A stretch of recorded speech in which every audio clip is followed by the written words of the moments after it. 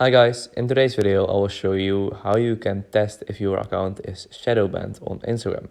So you cannot test it within Instagram itself, but you need to go to an external site.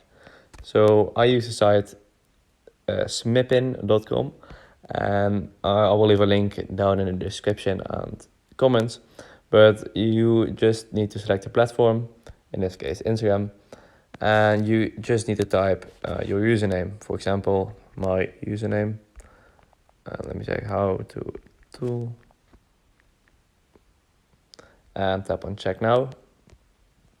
So now it is calculating. It shouldn't take too long.